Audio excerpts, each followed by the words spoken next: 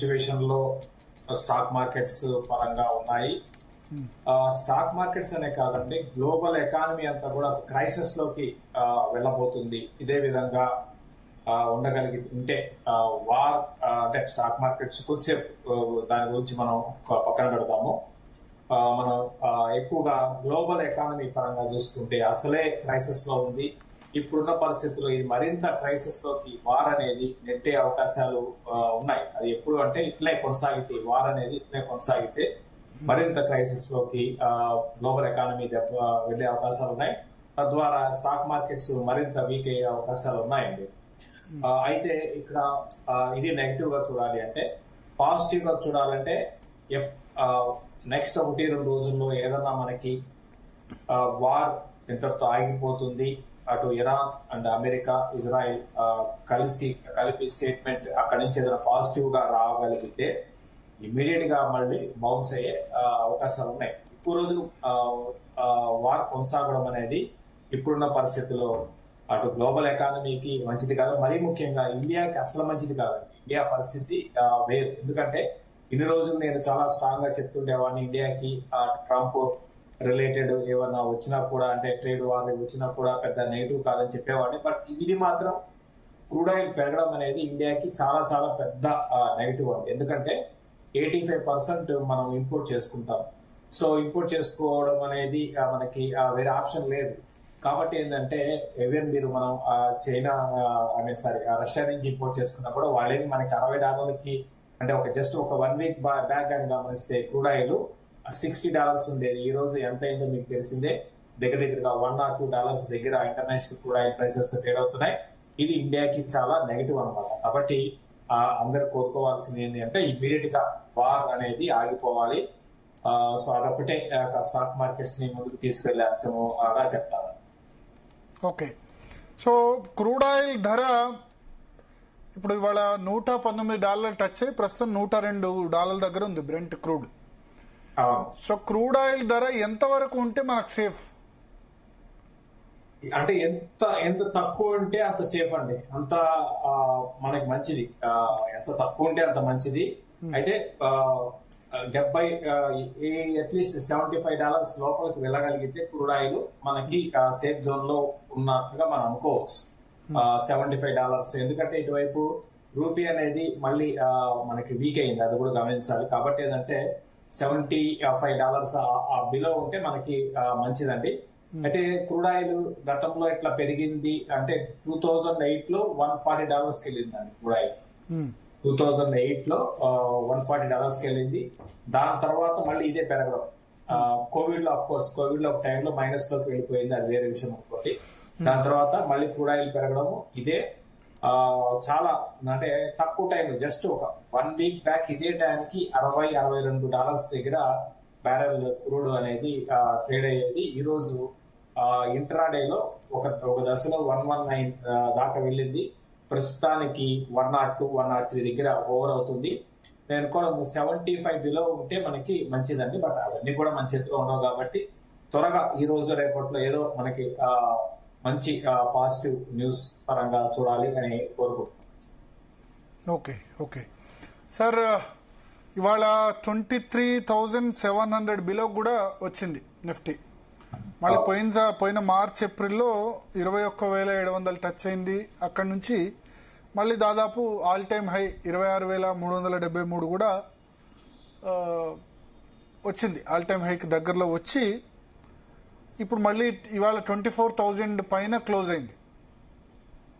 So ఇంకా ఎక్కడి వరకు రావచ్చు? ఇంకా మళ్ళీ 21,700 ఆ విధంగా టెస్ట్ చేయవచ్చా? అవకాశం ఉందా? మళ్ళీ ఎంత అంటున్నారండి? 21,700 ఏదైతే ఈ లాస్ట్ ఇయర్ మార్చ్ ఏప్రిల్లో టచ్ చేసిన లో. ఓకే అంటే ఇదంతా కూడా అండి మన చేతుల్లో ఏమి లేదు. అంటే మామూలుగా పరిస్థితులు వేరు, ఇప్పుడున్న పరిస్థితులు వేరండి. ఇప్పుడు అంతా కూడా చాలా డిఫరెంట్ గా, అంటే పరిస్థితులు అంటే న్యూస్ బేస్డ్ మూవ్స్ అంటాము. అంటే పూర్తిగా న్యూస్ బేస్డ్. మళ్ళీ ఇది వార్ మరింత ఉధృతమైపోయి మళ్ళీ అటు కంప్లీట్ గా క్రూడ్ ఆయిల్ సప్లై చైన్ తెగిపోయి ఇప్పుడు గల్ఫ్ కంట్రీస్, ఎందుకంటే మనం క్రూడ్ ఆయిల్ ఇంపోర్ట్ చేసుకునేది దగ్గరగా 35% మన రష్యా దగ్గర నుంచి అయితే ఇంకా మిగతా 35% Iran, UAE, Iraq, UAE, Dubai నుంచి మనం కూడా క్రూడ్ ఆయిల్ ఇంపోర్ట్ చేసుకుంటున్నాం. కాబట్టి సో ఈ వార్ మరింత పెరిగితే మాత్రం డెఫినెట్ గా నేను అనుకోవడము మీరన్న లెవెల్స్ కి నిఫ్టీ రావచ్చు. బట్ ఓవరాల్ గా ఈ రోజు అంటే టెక్నికల్స్ చూడగలిగితే ఈ రోజు క్లోజింగ్ అనేది అంటే మార్కెట్ ఓపెనింగ్ లోలో ఓపెన్ అయినా కూడా మళ్ళీ క్లోజింగ్ 24,000 పైకి వచ్చింది. ఆ తర్వాత 23,800 అనేది చాలా చాలా గతంలో మనకి ఇక్కడ నుంచి మార్కెట్స్ పెరిగాయి అన్నమాట. హైయర్ లెవెల్స్ లో మనకి 26,300 నుంచి రివర్స్ అయితే డౌన్ సైడ్ 23,800 అనేది సపోర్ట్. ఇది కానీ బ్రేక్ అయితే మాత్రం ఆల్ ది వే 22,000 దాకా నిఫ్టీ రావడానికి అవకాశం ఉందండి.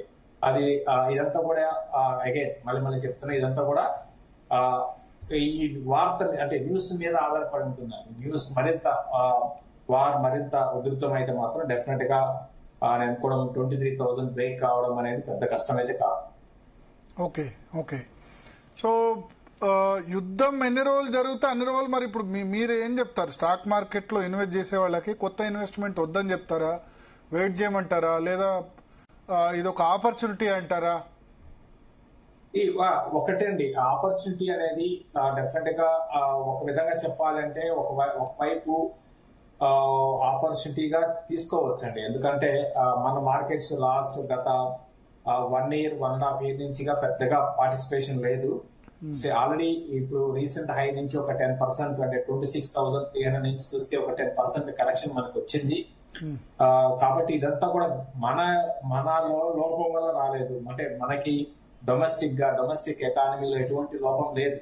సో డొమెస్టిక్ ఎకానమీలో మనలో లోపం ఉండి మన కంపెనీస్ సరిగా పనితీరు బాగాలేకపోతే, మన గ్రోత్ లేకపోతే అప్పుడు మనం స్టాక్ మార్కెట్స్ నుంచి ఎగ్జిట్ కావాలంటే ఇప్పుడు ఆ సిచ్యువేషన్ లేదు. ఇదంతా కూడా ఏంటి అంటే గ్లోబల్ గా జరుగుతున్న ఒక ఎవరు ఊహించని అన్ఎక్స్పెక్టెడ్ పరిణామం అనమాట క్రూడ్ ఆయిల్ పెరగడం. సో దాని కారణంగా ఒక స్టెప్ ఎకానమీ అనేది వెనక్కి తీసుకుంటుంది. ఒక 1 quarter రిజల్ట్స్ సరిగా రాకపోవచ్చు. బట్ నేను అనేది ఏంటంటే మంచి స్టాక్స్ లో ఉంటే మీరు యాడ్ చేసుకోండి, హోల్డ్ చేయండి, ఇంకా డిప్స్ లో యాడ్ చేసుకోండి. కాకపోతే ఏంటి అంటే మన అన్సర్టనిటీ అనేది ఉంటుందండి. అన్సర్టనిటీ మనం ఇప్పట్లో మనం ఎప్పుడు ఈ అన్సర్టనిటీ పోతుందో చెప్పలేము. కాబట్టి అన్సర్టనిటీ అయితే ఉన్నంత కాలం ఈ వోల్టాలిటీ అనేది నెక్స్ట్ కమింగ్ డేస్ లో బాగా ఉండొచ్చు. కాబట్టి ఏంటంటే ఎవరైనా ఇన్వెస్ట్ చేయాలనుకునే వాళ్ళు అంతా ఒకేసారి బల్క్ గా కాకుండా స్లోగా స్టాగర్డ్ మేనర్ లో ఇన్వెస్ట్ చేసుకుందని చెప్పి. అంటే ఇప్పుడు స్టాగర్డ్ మేనర్ అంటే ఇప్పుడెంత ఒక 25-30% పెట్టొచ్చా ఉన్న అమౌంట్ లో? వాళ్ళ దగ్గర ఉంటే 25 పెట్టొచ్చు అండి. ఎందుకంటే ఇప్పటికే చాలా మంది చితికిపోయి ఉన్నారు, ప్రాఫిట్స్ బుక్ చేసుకోకుండా చాలా మంది ఇంకా రన్అట్ అయిపోయి ఉన్నారు. వాళ్ళకి ఏం అడ్వైజ్ చేస్తారు? ఇంకా డబ్బు ప్రస్తుతానికి ఏమాత్రం కూడా డబ్బు క్యాష్ లో లేకుండా మొత్తం టోటల్ ఇన్వెస్ట్మెంట్ చేసిన వాళ్ళకైతే మాత్రం మీరు ఏ స్టాక్స్ లో ఉన్నారో ఒకసారి మీ స్టాక్స్ ని ఒకసారి చూసుకోండి. అవన్నీ కూడా మంచి కంపెనీస్ అయితే 30% 40% పడినా కూడా మీరు కంటిన్యూ చేసుకోవచ్చు, భయం లేదు. సో అట్లా కాకుండా మీరు మీ దగ్గర ఉన్న కంపెనీస్ ఏమాత్రం కూడా ఫండమెంటల్స్ అనుకూలంగా లేని కంపెనీస్ లో మీరు ఉంటే ఎగ్జిట్ తీసుకోండి. అది 50% 40% మార్కెట్ పెరిగిందా మార్కెట్ పడిందా అని కాకుండా అవేంటి అంటే ఇంకా పెరగబడి కొన్ని స్టాక్స్ ఉంటాయి ఫండమెంటల్ గా వీక్ ఉన్నది, అవి ఎటువంటి పరిస్థితుల్లో కూడా పెరిగే అవకాశాలు ఉండవు. సో అటువంటి స్టాక్స్ జోలికి ఆల్రెడీ ఉంటే మాత్రం అవి మీ పోర్ట్ఫోలియో నుంచి తీసేయండి. అట్లా కాకుండా మీరు మంచి బ్యాంక్, ఇప్పుడు సపోజ్ ఇండెక్స్ చెందిన కోటక్ బ్యాంక్ లో ఉన్నారు, లాస్ లో ఉన్నారు, కంటిన్యూ చేసుకోండి. అదేవిధంగా Karur Vysya for example Karur Vysya bank లో ఉన్నారు, కంటిన్యూ చేసుకోవచ్చు.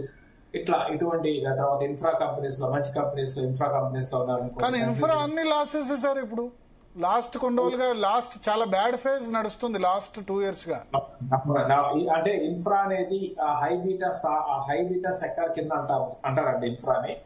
ఆ ఇన్ఫ్రా గానీ రియాలిటీ గానీ ఇవన్నీ కూడా ఏంటి అంటే మార్కెట్స్ లో ఒక చిన్న కరెక్షన్ వచ్చినా కూడా అంటే మార్కెట్స్ నిఫ్టీ ఒక 3% పడింది అనుకోండి, ఇన్ఫ్రా స్టాక్స్ 10 to 12% పడతాయి. హై బీటా స్టాక్స్ అదే ఇన్ఫ్రా కానివ్వండి రియాలిటీ.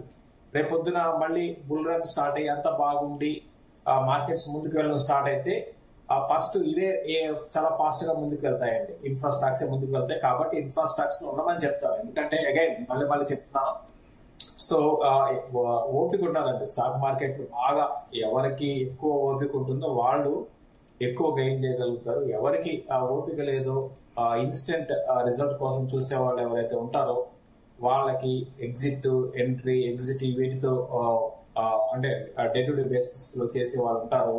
వాళ్ళకి ఒక రోజు వస్తుంటే ఒక రోజు పోతుంది, బట్ బై అండ్ లార్జ్ వాళ్ళు నష్టాల్లో ఉంటారు తప్ప లాభాలు ఉండరు. మంచి కంపెనీలో ఉంటూ లాంగ్ టర్మ్ ఉండడం అనేది రైట్ డెసిషన్ అవుతుంది.